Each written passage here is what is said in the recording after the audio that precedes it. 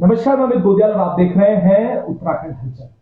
जैसा कि आपको मालूम है कि पूरे प्रदेश भर में जो नगर निकाय चुनाव है उसका बिगुल बज चुका है।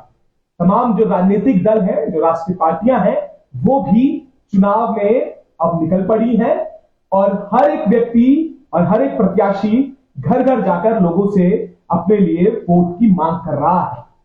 वहीं अगर देहरादून नगर निगम की बात करें तो एक निर्दलीय प्रत्याशी के रूप में मातृ शक्ति भी फील्ड में उतरी है, मैदान में उतरी है। और इस बार क्या जनता निर्दलीय प्रत्याशी पर विश्वास कर पाएगी, इस पर हम चर्चा करेंगे। इस पर बात करने के लिए हमारे साथ सुलोचना इस्टेवाल जी हैं, जो इस बार नगर निगम में मेयर के प्रत्याशी के रूप में मैदान में उतरी हैं। तो पहले तो आपका स्वागत है, बहुत बहुत धन्यवाद। क्या लगता है इस बार, क्योंकि एक तरफ राष्ट्रीय पार्टियां हैं, कांग्रेस भाजपा है, उनके पास एक बड़ा संगठन है और आप लोगों ने भी एक ऊर्जा बनाई है। अब ऊर्जा का क्या इससे तात्पर्य है वो भी मैं आपको बता दूं। तमाम जो छोटे छोटे राजनीतिक दल हैं उन्होंने मिलकर आपको समर्थन भी किया है और इस बार उनके समर्थन से आप चुनाव में उतरी है। क्या कहेंगे, कितनी आसान या कितनी मुश्किल ये रहा मानती है?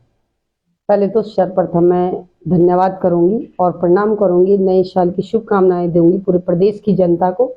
और धन्यवाद करूंगी इस अपने नगर निगम 100 वार्ड की जनता को कि जिन्होंने हम पे उम्मीद जताई है और उम्मीद जता के हमारे संघर्ष को मैदान पे लाने के लिए हमें संकल्प के साथ हमें आगे बढ़ाया है। तो मैं धन्यवाद करूंगी अपनी मातृशक्ति का, जिन्होंने इस बार संकल्प लिया है कि मातृशक्ति यदि मैदान में है तो फिर हम मातृशक्ति को ही सपोर्ट करेंगे, क्योंकि मातृशक्ति की ही बदौलत ये राज्य हमें उत्तराखंड प्राप्त हुआ है। मातृशक्ति का जो योगदान रहा है वो अविस्मरणीय है इस प्रदेश के लिए, क्योंकि हर मातृशक्ति का जो योगदान रहा है उस समय, उसी मातृशक्ति की हम बेटियां हैं। और यदि हमारी माँ बहनों ने यदि ये राज्य लिया है तो इस राज्य को सुधारने का, इस राज्य को संवारने का संकल्प हम लेते हैं। इसलिए हम लोगों ने ये विश्वास के साथ, जनता ने मुझे सपोर्ट किया कि आपको आगे आना पड़ेगा दीदी, मातृशक्ति के रूप में। मातृशक्ति की आवाज कोई नहीं बन पाया आज तक, इसलिए मातृशक्ति ने विशेष मुझे अपना पूरा सपोर्ट देके किया कि हम आपके साथ हैं और आपको हमारी आवाज बनके, मातृशक्ति की पुकार बनके आपको आगे मैदान में आना है। और इस बार हमारे नगर निगम का जो 100 वार्ड है, सबसे ज्यादा परेशान मातृशक्ति हैं, क्योंकि बच्चे जब स्कूल जाते हैं तो उनकी बहुत सारी समस्या होती है। सड़कें नहीं बनी है, बच्चे गिर जाते हैं तो माँ भेजने जाती, सड़कों पे कीचड़ है। तो ये सारी समस्याएं हर मातृशक्ति के लिए एक उनके भाई बच्चे सब, उत्तराखंड तो आपको पता ही है नशे में लिप्त है। तो हर माँ और बहन के लिए एक बहुत बड़ी बात है कि यदि किसी का भाई नशे की तरफ चलता है, बेरोजगार है, तो बहन के लिए दुख होता है। एक माँ अपने बच्चे को यंग जवान तक बना के उसको पाल पोस के यहाँ तक लाती है, उसके बाद वो बच्चा नशे में है, बेरोजगार है, कहीं और कई प्रकार के नशे आजकल चल रहे हैं, हम युवा बच्चों को अपने देख रहे हैं। तो जब मातृशक्ति को लगा कि अब हमारा प्रदेश सिर्फ नशा हो गया, इस प्रदेश में नशा मुक्त करने के लिए कौन आवाज, कोई नहीं उठा रहा है। अंकिता भंडारी के लिए किसी ने आवाज नहीं उठाई, किरण नेगी के लिए किसी ने आवाज नहीं उठाई, हमारे युवा भाइयों के लिए किसी ने आवाज नहीं उठाई। तो जब मातृशक्ति को लगा कि हमारी दीदी हम हर संघर्ष में हमेशा मैदान में रहती है और ये दीदी हमारी आवाज उठा सकती है, बुली हमारी आवाज उठा सकती है, बेटी हमारी आवाज उठा सकती है, तो हमारी मातृशक्ति और कई संगठन है हमारे, स्वतंत्रता संग्राम सेनानी परिवार से मैं आती हूँ, पुत्र वधू हूँ उनकी, और एक सैनिक परिवार की मैं बेटी हूँ और राज क्षेत्र की भी मैं बेटी हूँ और चौनकोट की बहू हूँ। ये मेरा पहला परिचय है। जिस राज से राहु की धरती से हमने जन्म लिया है और चौनकोट जो कि एक गढ़ है, उस गढ़ की मैं बहू हूँ। तिलू रतली जैसे महिलाएं वहां पे हैं और उनका एक उदाहरण बन के मैं जनता के सामने आ रही हूँ कि भाई उन्होंने भी अपना जीवन समर्पित किया समाज के लिए, तो हम क्यों नहीं कर सकते। तो हम लोगों ने यदि ये सब चीज को एक सम्मिलित करके, फिर हमें लगा कि जब मातृशक्ति का सपोर्ट है, हमारे सारे भाइयों का सपोर्ट है, स्वतंत्रता संग्राम सेनानी संगठन का जो उत्तराधिकारी संगठन है उसका सहयोग है, हमारे युवा बेरोजगार भाइयों का, हमारी जो बच्चियां नीट वाली पढ़ रही थी अभी MBBS में जिनका दाखिला नहीं हुआ, उन बच्चों की आवाज भी हम लोगों ने उठाई है। मातृशक्ति जो हमारी बेटियां हैं वो पढ़ लिख के सब रास्तों में खड़ी हैं सब, क्योंकि जिसने बहुत बड़ा कोर्स भी किया वो उसको मेडिकल स्टोर पे खड़े होने के लिए मजबूर कर दिया गया है कई सारी।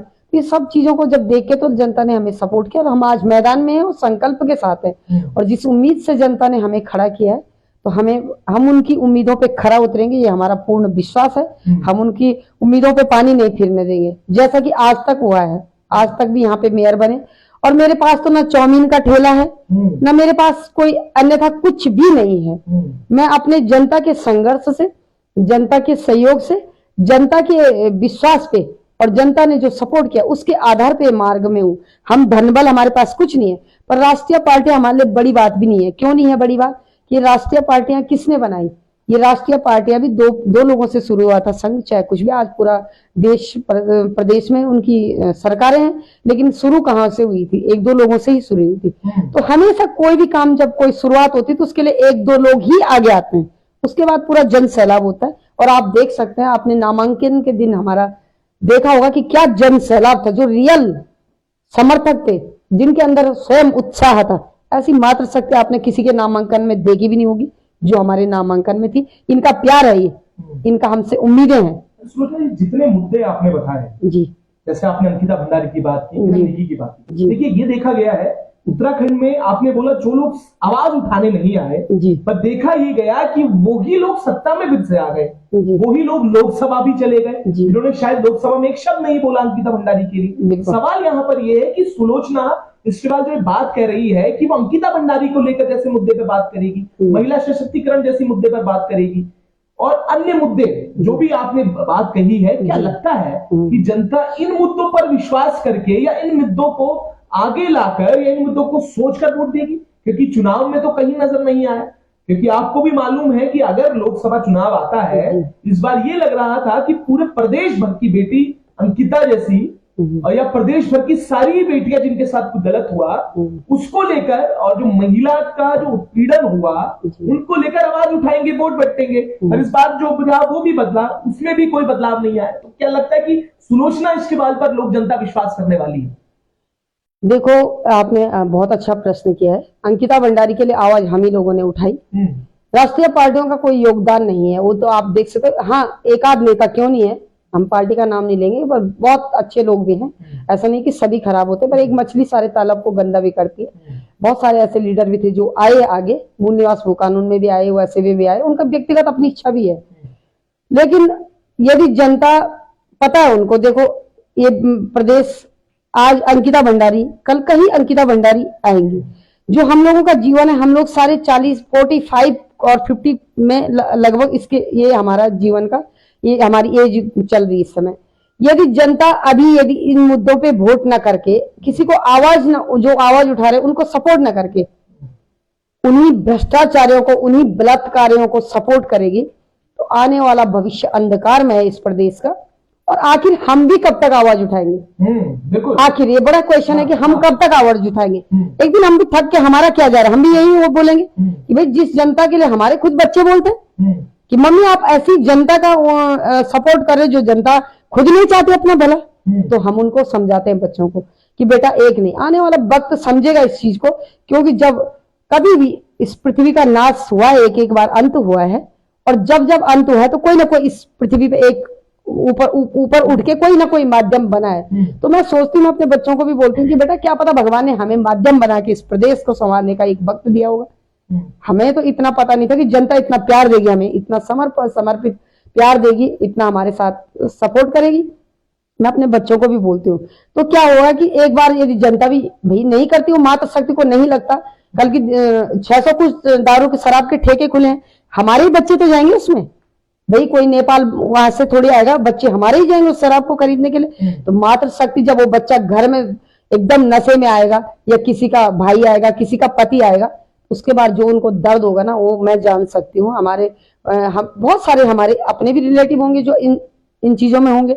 जब शराब पी के कोई बहुत नशे में धुत घर में आता है, उस महिला के लिए भी उसने बहुत अच्छा खाना भी बनाया होगा ना, उसके बाद उसकी जो मन की दुख होता है ना, दर्द होता है, मैंने देखा। उसके बाद महिला उस पति को गाली नहीं देती है, उस बेटे को गाली नहीं देती। हमेशा मैंने सुना है कि वो महिला बोलते हैं कि मरेगा उनका जो हमारे बच्चों को नशे में डाल रहे हैं, हमेशा उनको गाली देते हैं। क्योंकि वो भाई जब वो चीज तुम्हारे अगल बगल पड़ोस में खुल रखी है तो गाली किसको देंगे भाई? जो चीज होगी नहीं तो वो फिर मातृ शक्ति को लगता है। तो इस बार लोग मातृ शक्ति ने खुद बोला कि हमारे न कोई भी विकास नहीं हुआ, हमारे किसी ने आवाज नहीं उठाई, किसी ने नहीं उठाई। तो हमारे लिए राष्ट्रीय पार्टियां मुकाबला एक चुनौती लेने वाला होना चाहिए। ये तो अंकिता भंडारी जैसे प्रकरण, ये तो विधानसभा वाइज, क्योंकि मेयर के लिए आप 100 वार्डों के लिए एक मैं बात कहूंगा तो नगर निकाय या नगर का क्षेत्र हम बात करेंगे, इसलिए भी जरूरी है क्योंकि मुझे पता है कि ये मुद्दे तो गंभीर है, पूरे प्रदेश का मुद्दा है और पूरे प्रदेश भर में।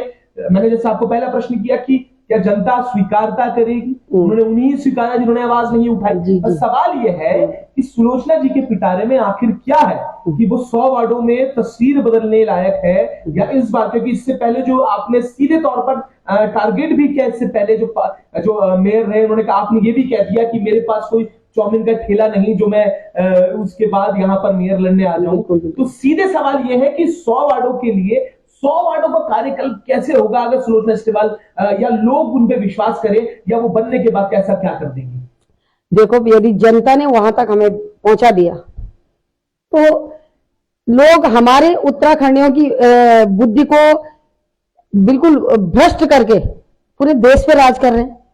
तो क्या यदि हम वहां पहुंचते तो हमारी योग्यता तो है, हम अपने योग्यता है हमारी, हमने तो उस जमाने में पोस्ट ग्रेजुएशन कर रखा है जब लोग हमारे क्षेत्र से हाई स्कूल भी नहीं होते थे, तो हमारा अनुभव तो कुछ होगा। और हम जहां पहुंचे हम संघर्ष से पहुंचे, हम किसी के नाम से यहाँ पे थोपे नहीं जा रहे, हम लगातार सड़कों पे हैं। पूरी जनता जान सकती है कि लगातार सड़कों पे है। जो मातृ शक्ति जून के महीने में आपके मूल निवास भू कानून के लिए गांधी पार्क में खड़ी है, पसीना बह रहा है, पानी नहीं है। क्षेत्रीय दल अभी हमारा शुरू हुआ है, हमारी पार्टी शुरू है। और जो हमारे जितने भी हमने अभी तक आंदोलन किए, कोई आंदोलन ऐसा नहीं है कि जहां पे हमें रात दिन हमें देखना नहीं पड़ा। कहां नहीं बैठे हम और कहां। तो जनता हमारे संघर्ष को, जिसने संघर्ष किया उसके लिए बड़ी बात नहीं है भाई, जो जिसकी भुक्तभोगी मैं होंगी। तो जब हम वहां पहुंचेंगे तो हमें पता है ना कि मेरा दर्द क्या था, वही दर्द हमारे इस वार्ड के इंसान का है, दूसरे वार्ड के आदमी का है, पूरे नगर निगम 100 वार्डों का दर्द है, जो जिससे मैं खुद भुगत चुकी हूँ। तो वो बड़ी बात नहीं है। फिर जहां हम पहुंचेंगे हमें तो एक एक का दर्द दुख पता है हर वार्ड का कि किस वार्ड में क्या कमी है। तो हमारे जब हम वहां पहुंचेंगे तो भाई हमें दिशा निर्देशन तो हमारा अपना भी तो, अपने लोगों का भी तो रहेगा, और उसमें हमें बड़ी बात कुछ नहीं, बुद्धि विवेक हमारा है, उस पर काम करेंगे। और हमने जो देखा है कि जो कमियां इस नगर निगम 100 वार्ड के अंतर्गत बहुत सारी कमियां हैं, वो सारी छूट रखी है। तो सर्वप्रथम यदि हम वहां पहुंचेंगे तो जो भ्रष्टाचार रूपी वहां पे फाइलें गायब हो रखी हैं, मेरा पहला उद्देश्य है पहले वो सारी फाइलें वहां पे हम निकालेंगे कि वो गायब, उसको धरती तो पाताल लोक में तो चली नहीं गई, धरती फटी नहीं है उनके लिए, चूहा उनको खा नहीं गया। तो जहाँ पे प्रशासन इतना लगा है वहां पे चोरी कैसे हो सकती है? पहले वो सारी फाइलें बाहर निकली जाए। जितना जनता का शोषण हो रखा है वो जनता का वो शोषण वापस करके हम जनता को उससे विकास करेंगे। बड़ी बात कुछ नहीं है। जिनको आप सीटों पे बिठा रहे हैं, भाई हमने तो देखा है कि इस प्रदेश में जो वास्तव में एक प्रधान के लायक नहीं थे वो आपने कैबिनेट मंत्री बना रखे। तो उनके पीछे वो कौन, भाई जो उनके पीछे कैसे लोग होंगे कि जो उनको भ्रष्टाचार में और लिप्त कर रहे हैं। और हम एक ईमानदार मातृ शक्ति आपके बीच में आ रखे। मैं स्वतंत्रता संग्राम सेनानी की पुत्र वधू भी हूँ और पोती भी हूँ, तो जिन्होंने देश के लिए अपना लहू दिया है ना, हमें 1% लालच नहीं कि हम वहां पहुंच के हम अपना कुछ देखेंगे। सबके आशीर्वाद से 2 रोटी हमें मिल रही है, उससे ज्यादा कुछ भी नहीं चाहिए। हम आज भी अपने न्यूनतम जो हमारे छोटे छोटे साधन है उनसे हम चलते हैं, हमें कुछ भी जरूरत नहीं। हमने तो जिंदगी काट ही ली है। हमारी जो लड़ाई है आने वाली पीढ़ी के लिए, आने वाले बच्चों के लिए, अपने बच्चों के लिए, अपने भविष्य, अपने युवा भाइयों के लिए, यही लड़ाई मेरी रहेगी। मैं अपनी व्यक्ति विशेष पे भी बोल रही हूँ कि हमें किसी का कुछ नहीं चाहिए। देने वाले लोग हैं, लेने वाले है ही नहीं। भाई देश के लिए खून दिया, अपना लहू दिया है, और बॉर्डरों पे हमारे पापा जी लोगों ने अपना पूरा जीवन समर्पण किया। हम किसी से लेने वाले लोग नहीं है।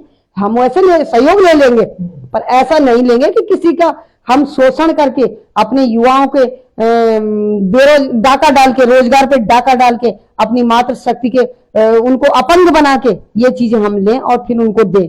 मतलब जनता का जूता जनता के सर, ये तो बहुत अपने आप में बड़ी बात है। अभी कल से देख लेना आप लोग, सब बढ़ जाएंगे, पैसे बढ़ेंगे, शराब बढ़ेगी, लेकिन जनता को ये पता नहीं है कि आपसे ही तो कर लिया जा रहा है। भाई हम सड़कों पे चल रहे हैं, उसका कर दे रहे हैं, भवनों का कर दे रहे हैं, डीजल पेट्रोल और अपने यातायात हर चीज का हम टैक्स देते हैं। वही टैक्स का हमसे वसूला जाता है, फिर हम पे थोपा जाता है, फिर हमें 500-500 के नोट दिखाए जाते हैं कि देखो आप एक वोट देना।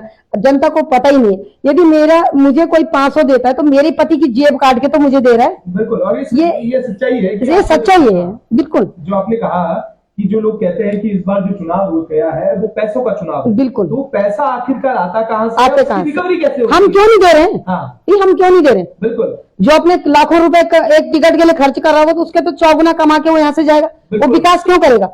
विकास को तो उसने 500 रुपए में खत्म कर दिया। हर आदमी को 500 का विकास उसने दे दिया। ये 500 पकड़, एक बोतल दारू की पकड़, एक मुर्गा की टांग पकड़, और आपका विकास यहीं खत्म हो जाता है। आप 5 साल तक आवाज ही नहीं उठा पाओगे। लेकिन जिसको आप निस्वार्थ वहां तक पहुंचाओगे वो आपके विकास के लिए रात दिन समर्पित रहेगा। ये जनता को समझना चाहिए। सुलोचना जी, आपने कई आंदोलनों के नाम लिए, उसमें मूल निवास की भी बात की, आपने बेरोजगारों के आंदोलन की बात की। मैं इसलिए ये बात पूछूंगा जी कि आपने जिन मुद्दों की बात करी उनके ही लोग आपके साथ आज नजर नहीं आ रहे। ये बड़ा सवाल है। आप कह रहे हैं मैंने आपको खुद गैरसैंण में देखा है, मूल निवास में, मैंने आपको बेरोजगारों की रैली में देखा है, मैंने आपको तमाम उन आंदोलनों में देखा है जहां पर हक की बात होती है। आप लोग गए हैं, उसका मैं खुद साक्षी हूं। पर सवाल यह है कि आज सुलोचना इस्तेवाल जो पहाड़ की बेटी, और तमाम ये लोग पहाड़ की बात करते हैं, मूल निवास की बात करते हैं, सवाल यह है कि आप लोगों की या आपके समर्थन, क्योंकि एक तरफ अब मैं नाम ये बोलूं कि अगर पहाड़ में चुनाव होता है तो वहां पर बेरोजगार संघ के अध्यक्ष आते हैं, यहाँ पर मूल निवास के जो लोग हैं वो ऋषिकेश में एक प्रत्याशी उनका समर्थन करते हैं, पर एक बेटी जो लड़ रही है उनके समर्थन में ये लोग क्यों नहीं है? ये बड़ा सवाल लगता है, क्योंकि आपने आंदोलन के नाम बिल्कुल ये सवाल बनता सही है। बात है, बिल्कुल सही सवाल किया आपने, बहुत अच्छा बोला है। हमने ऐसा कोई आंदोलन नहीं है जिसमें हमारी सक्रियता नहीं रही और दल बल के साथ रही। गैरसैंण में हमारी खुद 5 गाड़ियां अपने दल बल के साथ हम गए, हल्द्वानी में गए, हम ऋषिनगर, कोरदार, टीरी, कोई रैली ऐसे नहीं कि जहां सुलोचना इस्तेवाल अपने पूरे दल बल के साथ खड़ी नहीं हुई है। लेकिन अब क्या करें, यदि उत्तराखंड में ऐसा नहीं होता कि अपने लोगों के साथ खड़े होने में कहीं उनको ना लग जाए कि सुलोचना इस्तेवाल बड़ी नेता ना बन जाए। मुझे नेता नहीं बनना है, ये मानसिकता हमारी भाई बहनों को हटा देनी चाहिए दिमाग से। जो नेता होगा उसका अपना स्वाभिमान, हम आज भी हमने तो बोला कि चाहे अंकिता भंडारी जैसे यदि भाजपा कांग्रेस की बेटियों के साथ होता है ना, मैं वहां भी खड़ी हूँ, मैं उस समय ये नहीं सोचूंगी दूसरे दल के, क्योंकि बहन यदि है तो हमारे उत्तराखंड की है, बेटी हमारी है तो उत्तराखंड की है, हमारा भाई कोई भी है बेरोजगार वो हमारे उत्तराखंड का। मेरी लड़ाई सबके लिए है। मैं पार्टी, ये इन लोगों को, हमारे भाइयों को कहीं कुछ मुझे लगता है ऐसा संदेह होता है कि हम सुलोचना इस्तेवाल के साथ खड़े हो जाएं, कहीं सुलोचना इस्तेवाल चमक न जाए। हम ऐसा नहीं है। भाई लोगों, मेरी अपने बेरोजगार भाई संगठनों से भी और जो मूल निवास संगठनों से हाथ जोड़ के प्रणाम करती हूँ कि आप तो मेरे छोटे भाई हो, मेरे बच्चों के साथ के हो।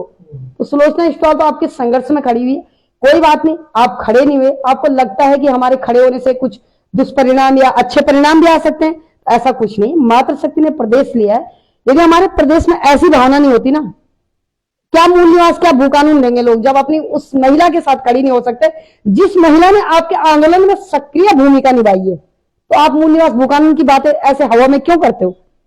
भाई सुलोचना इस्तेवाल अचानक तो आई नहीं, मैं तो उस मूल निवास भू कानून की हर रैली को मैं जानती हूँ कि कितने गर्मी में कितने ठंड में हमने वो रैलियां की है पूरे दल बल से। तो आप मूल निवास भू कानून की ऐसी बातें मत किया करो कि जो आपको लगता है कि हम इसको लेके रहेंगे, जब आप उस मातृशक्ति के साथ खड़े नहीं हो सकते जिस मातृशक्ति ने आपके साथ कदम से कदम बढ़ाकर हर रैली को समर्पित किया है, तो आप उसकी बात नहीं करोगे। सुलोचना इस्तेवाल अपने आप में, मुझे पता है, मैं रैली निकालना चाहूंगी ना ऐसे, और जनता का मुझे सहयोग मिलेगा। मैं अभी आप सारी जनता को स्मार्ट चैनल के माध्यम से बोल रही हूँ, इससे बड़ी रैली सुलोचना इस्तेवाल स्वयं भी निकाल सकती है। लेकिन हम चाहते हैं, मुझे अपने लिए नेता नहीं बनना, मुझे अपने आने वाली भविष्य इन भाइयों के लिए, हम चाहते हैं इन भाइयों के हाथ में इस प्रदेश आए। इसलिए मैंने इन भाइयों का हमेशा सपोर्ट किया है कि मुझे खुद कुछ नहीं करना, हमारी तो वो उम्र हो गई है, हम आंदोलन से अभी तक है, हमें नेता बनने के कुछ नहीं हमें शौक है। जिसने काम करना होगा वो कहीं से भी करेगा। आज सुलोचना इस्तेवाल निर्दलीय है, लेकिन निर्दलीय को भी आपने देख लिया होगा, बहुत अच्छा समर्थन, जनता का प्यार, सपोर्ट मिल रहा है मुझे। और मैं चाहती हूँ, इन भाइयों को मैं आगे बढ़ाना चाहती थी, मेरी खुद, ठीक है मैं अभी भी हूं, मेरा उनके प्रति कोई दोष भाव नहीं, ये इनकी बुद्धि विवेक पर डिपेंड करता है कि भाइयों तुम अभी के बच्चे हो जो तुम अब एजुकेशन ले रहे हो। और मैं 2003 में डबल एमए बीएड करके निकली हूँ राज क्षेत्र से। 2003 में जब ये बच्चे रहे होंगे, 2003 में तो मैं डबल एमए बीएड करके निकली हूँ। तो हम उस जमाने के स्टूडेंट है जब हमें एकता सिखाई जाती थी।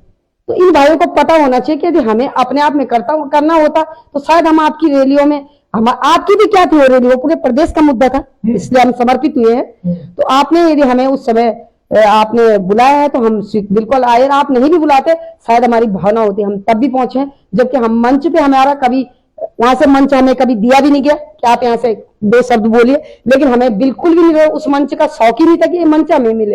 यदि हम समर्पित प्रदेश के लिए हैं तो बिना मंच के हमने पूरा सहयोग किया है। ये मेरे भाइयों को सोचना चाहिए कि एक बहन आपके लिए खड़ी है, आपके लिए है, मुझे हमें अपने आप के लिए कुछ नहीं करना, आने वाली पीढ़ी के लिए लड़ाई है कि आने वाले भाई हमारे इस प्रदेश को अपने हाथों में लें और भ्रष्टाचारियों से मुक्त करें। तो ये आपने अच्छा क्वेश्चन किया। कितना मुश्किल है जी, क्योंकि देखिए ये तो मानना होगा बिल्कुल कि आप भले ही ये बातें कर लें, लोग भी जो देख रहे हैं जी, देखिए वो बहुत अच्छा सुन रहे होंगे। कमेंट भी मैं पढ़ रहा था जी, तो कई लोग आपको बोल रहे हैं बहुत संघर्षशील महिला हैं आप, कई लोग शुभकामनाएं दे रहे हैं, विजयी भवा लिख रहे हैं। जी, जी, सवाल यह है, जो आप बात कह रही हैं वो 100% सही है। जी, सवाल यह है कि मैनेजमेंट कैसे होगा, क्योंकि क्या है, क्योंकि आप ये तो सच्चाई हमने भी कबूल ली है कि अब जो चुनाव है बिन पैसे के होता नहीं, बिल्कुल हर चीज के लिए पैसा तो जरूरी है, बिल्कुल। पर आप ऐसा क्या करने वाली हैं कि लोगों को, क्योंकि देखिए एक तरफ कांग्रेस है और एक तरफ भाजपा सत्ता दल है, बिल्कुल, जिनके पास अपार रिसोर्सेज है, अपार सारी चीजें हैं, मुद्दे भी मैं कहूं तो आप जैसे कह रही हैं मुद्दों के साथ आप लड़ रही हैं। आपने कहा कि कोई भी ऐसी चीज नहीं होगी जिसमें आप ये बोलेंगे आप मुद्दों के साथ जनता के पास जाएंगी, बिल्कुल। पर वो जो कमी है रिसोर्सेज की, पैसे की मैं कहूं, उसकी भरपाई लोगों तक या उसका संदेश, क्योंकि आप देखिए लोग यहाँ पर भी कह रहे हैं कि मुर्गा और हर बार जब चुनाव आते हैं तो ये बात होती है कि मुर्गा दारू में बिक जाते हैं लोग, पर फिर वो ये रीत चल जाती है, फिर वो मुर्गे जो 1 मिला करते थे वो 2 हो जाते हैं, वो बोतलें बढ़ जाती हैं। इनसे कैसे कवर अप करेंगी, इनसे कैसे बचेंगी या इनको कैसे चुनाव में आप हराएंगी जो ये चुनौतियां आएंगी? बहुत अच्छी बात कही भैया। अब सुनो, मैंने ये चुनाव में शायद मैं आती नहीं, मैं जनता को ये दिखाना चाहती हूँ कि यदि आपका संघर्ष है तो मैं इस बार देखना चाहती हूँ कि जनता कितना मुर्गा दारू को स्वीकार करती है और कितना संघर्ष को स्वीकार करती है। ये आने वाले बच्चों के लिए लड़ रही हूँ मैं ये चुनाव भी। मैंने आपको बता दिया, यदि हमारे बच्चे उत्तराखंड के किसी बच्चे में योग्यता है तो मैं जनता से देखना चाहती हूँ कि आप योग्यता को महत्व देते हो या शराब को महत्व देते हो। मेरे पास तो कुछ भी धन बल नहीं है, जो जनता सपोर्ट करेगी उसके लिए मेरा सहृदय प्रणाम करूंगी उनको, और जिसने संघर्ष में साथ दे दिया तन मन और धन से, सभी चीज से। धन मुझे किसी को बांटना नहीं है, मुझे किसी को शराब नहीं पिलानी, ना मुझे किसी को मुर्गा खिलाना है, पर यदि जनता ने मुझे सपोर्ट कर दिया तो जनता को कल, जिसको हम इस समय लोगों को 500 में जिस आदमी को खरीदेंगे, कल उस व्यक्ति को यदि इस चुनाव के बाद 5000 की जरूरत पड़ती है तो मैं उसको समर्पित रहूंगी कि मैं अपने संगठन के माध्यम से हम उसको दुख सुख में उसके 5 के बदले 5000 की हेल्प करने के लिए हम संगठन को समर्पित रहेंगे। ये मैं बोल सकती हूँ। इस चुनाव को मैं बिल्कुल दारू मुर्गे से तो बहुत ही दूर है, मैं योग्यता को महत्व दूंगी। यदि मैं इस समय देखना चाहती हूँ कि जनता को बदलाव चाहती हूँ मैं कि ये चुनाव जब दारू मुर्गा नहीं होता था तभी शिवानंद नौटियाल जैसे हमारे क्षेत्र के नेता रहे, इंद्रमणि बड़ौनी जैसे नेता रहे, हेमंती नंदन बहुगुणा जैसे नेता रहे। जब दारू मुर्गा कुछ नहीं होता था, सोशल मीडिया कुछ नहीं होता था, जनता के बीच में अपना प्रतिनिधित्व था, जनता के बीच में कितनी किसकी सक्रियता है, जनता उसको महत्व देगी। इसलिए मैं उस जमाने में इस चुनाव को लाना चाहती हूँ कि दोबारा से जनता ऐसा नेताओं को बनाए जो हमारे खुद राज क्षेत्र में शिवानंद नौटियाल जी ने जो विकास किया है वो आज उसके बाद कोई नहीं कर पाया उस विकास को। हम उन सड़कों पे हमने देखा सालों 40-45 साल पहले हम बच्चे थे तब हमें पता भी नहीं वो सड़क कब बनी और कब वो बिजली के खंभे लगे, लेकिन आज वो 45 साल बाद वो खंभे खड़े के खड़े हैं, वो सड़क जैसी की तैसी है। और जो आज लीपापोती हो रही है, जो दारू मुर्गे से जो लीपापोती हो रही है ना, वो 2 दिन में आपको उखड़ती नजर आ रही है। तो मैं चाहती हूँ कि जनता फिर उसी परिप्रेक्ष्य में जाए, योग्यताधारी को आगे बढ़ाए, मुर्गा दारू को कर दो किनारे, योग्य को रखोगे तो योग्य आपके प्रदेश का, देश का, नगर निगम का, आपके क्षेत्र का, हर क्षेत्र का विकास करेगा और योग्यताधारियों को महत्व मिलेगा। कल हमारे बीच में बहुत योग्यताधारी बच्चा आता है चुनाव लड़ने के विधानसभा 27 में और उसके पास धन बल नहीं होगा, तो मैं खुद चाहती हूँ कि यदि हम ये बहुत योग्य आ जाएगा तो हम उसको बोलेंगे 1 रुपए खर्च मत कर, अपनी योग्यता पे खड़ा हो और हम सब शक्ति साथ हैं। तो इस बार ये चुनाव ये थोड़ा सा मैं दिखाना भी चाहती हूँ कि बिना योग्यता पे आप इसको आगे बढ़ाइए, न कि धन बल पे। धन बल के आपके सामने कोई भी खड़ा हो जा रहा है, आप उसको वोट दे रहे हो, फिर 5 साल बाद बोल रहे कि अरे हमारी तो सड़कें नहीं बनी, हमारी नालियां नहीं बनी, हमारे बिजली के पोल। क्यों शिकायत करते हो आप, जब आपने अपने कर्तव्य का पालन नहीं किया? कर्तव्य क्या है इस समय जनता का, कि अपने बुद्धि और विवेक से अपना मोहर लगाएं, न कि किसी और के नाम से आप लगाओ। दूसरे के हाथ जनता मजबूत करेगी ना, दूसरे के हाथ जो जिनको आप मजबूत कर रहे हैं ना, वो आपके युवा भविष्य को, आपकी जड़ों को काट रहे हैं उन हाथों से, जिन हाथों को आप मजबूत कर रहे हो। अपने हाथ मजबूत करोगे तो आपको कोई अपंग नहीं बना सकता। तो मेरी पूरी जनता से प्रार्थना है कि अपने हाथ मजबूत करो, अपने लोगों को आगे बढ़ाओ जो कि आपके दुख सुख में काम आते हैं। दूसरे के करोगे तो रोते रहोगे और आपकी जड़ें कटती रहेंगी। युवा भविष्य हमारा खत्म हो चुका है, हमारी युवा पीढ़ी खत्म हो चुकी है। 30% बच्चे हमारे उत्तराखंड में ऐसे जिनकी उम्र 30 से 40 साल हो गए, हमारे भाइयों की, उनकी शादियां नहीं हुई। जब शादियां नहीं हुई तो वंश उत्तराखंड का खत्म है। तो इसलिए पूरी समस्त जनता से मैं अपील करूंगी, निवेदन करूंगी, आप योग्यता पर वोट दीजिए।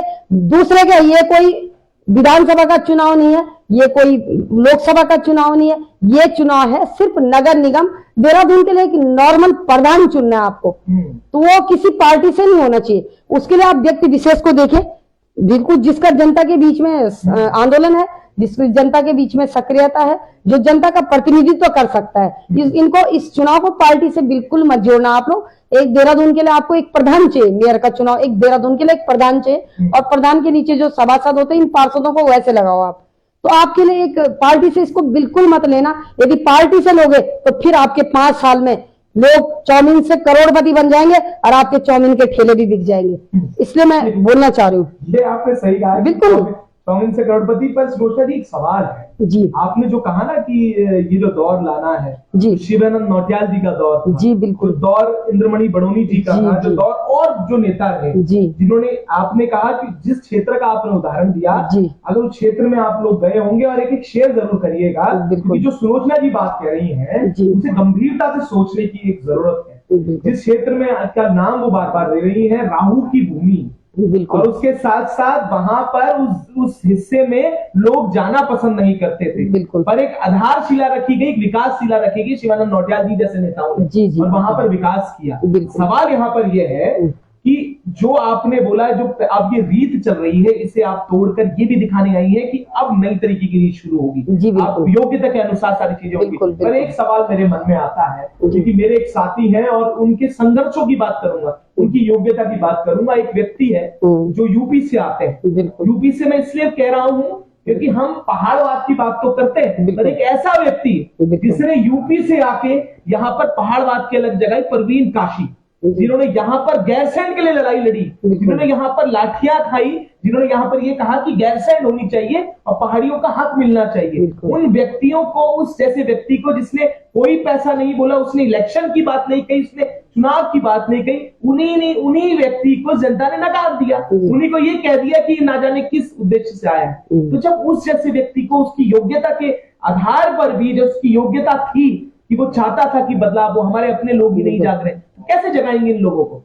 देखो, जो हमारी जनता का माइंड वॉश कर चुका हो रखा था, मुझे पता है 10 साल से जनता का माइंड बहुत वॉश किया गया है। बुजुर्गों को बोला गया है कि यदि आप उनको वोट नहीं दोगे तो आपकी पेंशन बंद हो जाएगी। अब हमारे बेचारे सरल बुजुर्ग हैं और सरल माताएं हमारी, बहुत हमारी सास लोग हैं, हमारी मम्मी लोग हैं, तो कई बुजुर्गों को बोला जाता, हमने उत्तरकाशी में एक उदाहरण है मेरे पास कि उनको बोला गया कि यदि आप वहां वोट नहीं दोगे तो आपकी पेंशन बंद हो जाएगी। तो ये इनको इतना शर्म भी नहीं आता कि जिस पितरों के धरती है, हमारे 42 शहीदों की धरती है, और यहाँ पे हम लोगों को इतना झूठ बोल के कि मतलब आपकी पेंशन बंद हो जाएगी, इतना माइंड इनका के वास्ते में डरे थे कि उन्होंने कहा हमारी शायद पेंशन बंद हो जाएगी। अरे आपने नौकरी की, आपकी पेंशन कौन बंद कर सकता है? कोई नियम ही नहीं है ऐसा। तो ये जो जनता का माइंड वॉश किया था ना, तो फिर से मुझे लगता है 10 साल हो गए, और 10 साल के इस बार जनता काफी जागृत हुई है। अरे त्रिभुवन चौहान को अच्छे वोट पड़े हैं और बॉबी पवार को भी पड़े हैं, मतलब वही जनता का सपोर्ट रहा है। बॉबी पवार अपने आप में अकेला कुछ नहीं था, जनता का पूरा सपोर्ट किया। ये लोग आ रहे हैं आपके साथ, ये उनकी बुद्धि विवेक पे डिपेंड करता है कि इनको आना चाहिए कि नहीं आना चाहिए। इसके लिए मैं कुछ नहीं बोल सकती, क्योंकि युवा बच्चे हैं, इन युवाओं को लगता है कि शायद हम कहीं, और हम तो थके हारे बच्चे हैं कि जो हम मैदान में अब फिर से आ रहे हैं अलग जगाने के लिए। पर मेरा ये है कि जनता फिर समझ चुकी है, इनके माइंड फिर वाश हो गए कि शायद अरे हमें तो बेवकूफ बनाया गया, हमारे तो बच्चे और जिनका उपनल में थे वो भी निकल गए नौकरी से, बिजली के बिल हमारे खुद हमारे इतने ज्यादा, एक में जो बिल हमारे 2 महीने में आते थे 1-1 महीने में आ रहे हैं, 21-21 2200 बिल। तो जनता जब फिर से उनका माइंड में एक आ रहा है कि वास्तव में हमने कितनी बड़ी गलती कर दी कि हमने किसके नाम पे अपने बच्चों का भविष्य खत्म कर दिया। तो एक विधायक बनता है, उसकी पेंशन हो जाती है, जितनी बार बनेगा उतनी बार उसकी पेंशन पोस्ट हो रही है, उसको करोड़ों की सुविधाएं मिलती हैं। और हमारे भाइयों के लिए 10,000 की तनख्वाह के लिए जल निगम में हमारे भाई लोग 6 महीने से बैठे, बेरोज और उपनल से बैठे हैं, कई हमारे स्वास्थ्य विभाग में बैठे हैं। अरे इनके लिए 10,000 तुम्हारे पास तनख्वाह नहीं है और बड़े बड़े होर्डिंग लगाने के लिए आपके पास करोड़ों का रुपए। तो ये जनता फिर से समझ चुकी है और जनता का माइंड काफी स्वच्छ फिर हो रखा है। जो 10 साल से भर चुका था ना, वो थोड़ा बाहर निकल चुका है। मैं इसके लिए पूरी उस जनता को धन्यवाद करना चाहूंगी जो समझ चुके हैं, क्योंकि हम देख रहे हैं अभी अच्छा समर्थन प्यार हमें मिल रहा है। तो जनता को एक क्या होता है, जैसे हनुमान जी को उनकी शक्ति का परिचय याद दिलाया जाता है ना कि आप हनुमान जी हो गई, संजीवनी बूटी आप लाए थे, लक्ष्मण के प्राण बचाए थे। उसी प्रकार हमारी जनता को मैं खुद चाहूंगी कि आपको आपकी शक्ति को मैं बताना चाह रही हूँ कि आपके अंदर वो शक्ति है कि आपको किसी को बिठा भी सकते हो और मिट्टी में मिला भी सकते हो। इसलिए सब आपके हाथ में है और उस शक्ति को पहचानो। आपसे नेता है, नेताओं से आप नहीं हो, ये पूरी सच्चाई है। आपसे है नेता, नेताओं से आप नहीं हो। अपनी आवाज को बुलंद करके अपने अधिकार के हक की लड़ाई लड़ो और आपको जो अच्छा उचित लगता है किसी के दबाव में मत आओ। अपनी बुद्धि विवेक से काम लेना कि आपका एक वोट 5 साल बर्बाद भी करता है और 5 साल आपके बच्चों के भविष्य को भी आबाद करता है। इसलिए आपसे है, मैं ये नहीं बोलूंगी कि तुम मुझे सपोर्ट करो। यदि आपको लगता है कि सुलोचना स्टॉल लगातार सड़कों पे है, मुझे पता नहीं है कि गर्मी कब आती है, ठंड कब आती है और बरसात कब आती है, मुझे खुद पता नहीं है, मेरा वक्त ऐसे जिंदगी चल रही है। यदि आपको लगता है कि सुलोचना स्टॉल आपकी आवाज बन के आपके नगर निगम को स्वच्छ सुंदरता में, मेरा खुद एक संकल्प है कि यदि हम उस सीट पे बैठते हैं तो उस इंदौर के बाद देश में दूसरे स्थान पे मैं स्वच्छता के लिए देहरादून को दूसरे नंबर पे लाना चाहती हूँ। एक और संकल्प है, स्वतंत्रता संग्राम सेनानियों की मैं खुद पुत्र वधू हूं और मैं चाहती हूँ इन लोगों को कहीं भी सम्मान नहीं मिला जिन्होंने देश की लड़ाई लड़ी। तो ये स्वतंत्रता संग्राम सेनानियों के जितने भी उत्तराधिकारी हैं, इनको नगर निगम में हम टैक्स में छूट दिलाएंगे बिल्कुल। यदि मैं वहां तक पहुंची हूँ तो मैं जरूर इस पे काम करूंगी। हमारे बुजुर्गों के लिए हम हर वार्ड में कोशिश करेंगे कि एक एक हमारे पार्क हो जिसमें अपने बैठ के अपने पुराना जो जीवन होता था ना कि 110 बुजुर्ग बैठते थे, अपनी गपशप मारते थे, उनका जीवन बहुत अच्छा चलता था। तो हम इस पार्क की भी हम उनके लिए व्यवस्था करेंगे। और यातायात जो सबसे बड़ी गंभीर जो समस्या इस समय यहाँ पे बनी हुई है, किसी का बच्चा अपने कोर्स में जा रहा है लेकिन वो रिस्पन्ना पुल से और जोगीवाला से लेकर धर्मपुर तक उसको 3 घंटे वहीं पे बीत जा रहे हैं। तो क्या सुविधा है हमारे लिए, उसका जब तक वहां पे इंटरव्यू होना है तब तक उसका वक्त निकल जा रहा है। इसके लिए मैं खुद इसमें भुक्तभोगी हूँ। इसके लिए भी हम ऐसी लड़ाई लड़ेंगे कि हम मतलब वहां तक पहुंच गए तो हम इसको बिल्कुल निस्तारण इसका करना की कोशिश करेंगे। और बहुत अच्छी आपने बात की, आपने इंदौर की बात ले गए क्योंकि मैं तो खुद अभी मध्य प्रदेश में था। हाँ जी, मैं वहां बड़े करीब से देख के मैं भी गई हूँ इंदौर में, इसलिए मैंने कहा है। इंदौर को जब मैंने देखा तो मैंने सुलोचना जी ये महसूस किया कि वहां पर सफाई कितनी नहीं है कि वहां पर लोग जो है जागरूक है। आपने कहा ना वो हनुमान है जिन्हें जगाने की जरूरत थी, वो तो जाग चुके हैं। बिल्कुल। अगर उन्हें कूड़ा भी फेंकना है तो उनके अंदर यह है कि ना मैं सड़क पे नहीं फेंकूंगा और मैं गीला कूड़ा सूखा कूड़ा का जो रहता है उनसे अलग अलग तरीके से रखूंगा। सवाल ये है और सवाल ये है कि वहां की जो उनकी एक पूरा सिस्टम है उन्हें देखकर भी आपको खुशी होगी। जरूर ये बात बहुत अच्छी है और सीखना चाहिए देहरादून को भी। ये मॉडल जो बाहर विदेश में जाके आप सीखने जाते हैं तो जरूर भोपाल और इंदौर जैसी शहर से आपको जरूर सीखना चाहिए। और दूसरा सवाल यह है कि आप क्या होगा, क्योंकि बड़ा लंबा है और लोग तो बड़ा सुनना चाहते हैं आपको। और मैं ये भी कहूंगा कि देखिए आज सुलोचना जी ने कहा कि मेरे साथ मैं तो हाथ जोड़ के आपसे निवेदन करती हूँ कि मैं नेता बनने तो नहीं आई हूँ, आपका समर्थन होगा तो ठीक है नेता बन भी जाएंगे। तो इसके लिए भी ये भी कह रहा हूँ कि ये इंटरव्यू जो चल रहा है, ये इंटरव्यू क्योंकि आजकल तो डिजिटल का जमाना है, लोग जो देख भी रहे होंगे काफी युवा भी जुड़े होंगे क्योंकि युवाओं ने तो सत्ताएं पलटी है, महिलाओं ने सत्ताएं करी है, वो भी चलाती है और ये भी देख भी रही होंगी। तो आज ये शेयर और इस वीडियो जितना आगे जाएगा और जो सुलोचना जी के विचार है जब लोगों तक पहुंचेंगे, ये भी बताएंगे कि आप कितने समर्थन में। तो ये भी जिम्मेदारी के साथ में बोल रहा हूं। अंतिम सवाल सुलोचना जी, क्या अपील करेंगी पूरे 100 वार्डों की जनता से, क्योंकि संघर्ष बड़ा है, जी। 100 वार्डों में अपने आप में समय बहुत कम है और बहुत बड़ा क्षेत्र कवर करना है, क्या अपील करने वाली है? मैं 100 वार्ड की जनता से वैसे पूरी कोशिश करूंगी कि पूरी जनता तक हम पहुंच पाए। और जनता को पता है सुलोचना स्टॉल एक ऐसा नाम नहीं है कि जो अचानक आया। कई लोगों को हमने पूछा आपके विधायक कौन है, तो उन्होंने किसी और का नाम ले लिया। तो सुलोचना स्टॉल हमेशा रास्तों पे रही है, संघर्ष सड़कों पे रही है, और सड़कों में जहां मर्जी वहां बैठी है, आंदोलनों में, उसमें। तो नाम तो मुझे लगता है कि सब लगभग सारी जनता हमारी देहरादून की तो सबको पता ही होगा। 5 बार मैं गिरफ्तारी दे चुकी हूँ, और अभी जस्ट इसमें 15 दिन पहले मेरी मूल निवास भू कानून में गिरफ्तारी हुई थी हमारे मूल निवास भू कानून समन्वय समिति के साथ, क्योंकि दिन भर भूख हड़ताल में मैं भी थी, क्योंकि हमेशा लड़ती रहती हूँ। तो लोगों को नाम तो पता है, बस मैं ये चाहती हूँ कि मैं सब कोशिश करूंगी कि हर वार्ड में मैं पहुंचूं। और वैसे मैं पहुंच रखी हूँ, हर वार्ड का मुझे नॉलेज है, क्योंकि हम आज से नहीं है, हर क्षेत्र में जाते रहते हैं, हर लोग हमारे हर क्षेत्र में हैं। लेकिन फिर भी मैं पूरी कोशिश करूंगी हर जनता के साथ पहुंचूं। और जहां यदि मैं कहीं हो सकता है कहीं पे ना भी पहुंच पाऊं, तो आप सभी से निवेदन करती हूं कि जो भी होगा रिजल्ट, या तो हम किसी से हारेंगे या कोई हमसे हारेगा, हार जीत यहीं से तय होगी। और मैं उसके बाद भी आपके 100 वार्डों में हमेशा समर्पित रहूंगी। ऐसा नहीं है कि आपका उसके बाद आप सोचोगे कि मैं संघर्ष के लिए आपके साथ हमेशा खड़ी रहूंगी, ऐसा कुछ भी नहीं। एक मैं महिला हूं और मातृ शक्ति के रूप में आप संघर्ष में आपके साथ आई हूं, तो ऐसा नहीं कि हम हार के बैठने वाले भी नहीं है, हम हमेशा संघर्ष में उसके बाद भी आपकी आवाज उठाते रहेंगे। लेकिन निवेदन है कि आप वहां तक पहले कोशिश पहुंचाने की कीजिएगा, और 100 वार्डों तक हम पूरे समस्याओं को हम आप लोग व्हाट्सएप के माध्यम से भी और अपने फेसबुक के माध्यम से भी जो भी हैं, जो भी आपके मुद्दे होंगे, उस पर हम तुरंत इस चुनाव के बाद आपके आवाज फिर उठाने के लिए हम हमेशा नगर निगम के अंदर रहेंगे। बिल्कुल। और मैं आपको बता दूं कि सुलोचना जी जिस बेबाकी से बोलती हैं, उस बेबाकी से सड़कों पर भी रहती है। जैसे उन्होंने कहा इन्हें गिरफ्तारी दी, उसके साथ साथ मैंने खुद इन्हें देखा है, चाहे कोऑपरेटिव में एक बड़ा मामला हो, उस पर भी महिलाओं के लिए साइड लेते हुए, उसके साथ महिलाओं के हक की जहां बात होती है, उस पर सुलोचना जी आगे खड़ी रहती है। तो ये फैसला तो जनता का है, पर मैंने अपने आप खुद महसूस किया है सुलोचना जी जहां जहां गई है, जिस बेबाकी से वो बात कह रही है, उसमें कितनी सत्यता है, मैं उसकी बात करूंगा। और आपको सत्यता अगर नजर आती है, आपको लगता है जो लोग जानते हैं, जो लोग नहीं जानते, तो जरूर इस वीडियो को भी शेयर कीजिएगा। और कभी जो सुलोचना जी ने कार्य किए हैं वो भी आप इस कमेंट में शेयर कर सकते हैं। इस वीडियो को शेयर करके आप बता सकते हैं कि आखिर कौन है सुलोचना सिवाल। और एक निर्दलीय प्रत्याशी, क्योंकि इस बार समय बदल रहा है, लोग बदल रहे हैं, और जैसे सुलोचना जी ने कहा कि रीत बदल रही है। जो 10 सालों में हुआ है, जो 10 साल में जो मुर्गे और शराब की जो रीत चली आई है, वो इस बार हटने वाली है। और इस बार शायद हो सकता है कि निर्दलीय की ओर रुझान जाए। हम भी लगातार, क्योंकि अभी लंबा चुनाव कहूंगा मैं, मीडिया के तौर पर अगर कहूं तो 20 दिन के चुनाव में कई भ्रमण होने हैं, कई यात्राएं होनी है। हम भी लगातार अपडेट करेंगे कितना समर्थन, कितने लोग और कितना प्यार। तो ऐसे ही नजर बनाए रखिएगा कि आखिर कौन कहां होगा, और जनता किसे प्यार देती है, और जनता किसे फिर नगर निगम की ओर पहुंचाती है, और नगर निगम के उस हॉल की ओर पहुंचाती है। तब तक के लिए ऐसे ही जुड़े रहिएगा और देखते रहिएगा उत्तराखंड हलचल।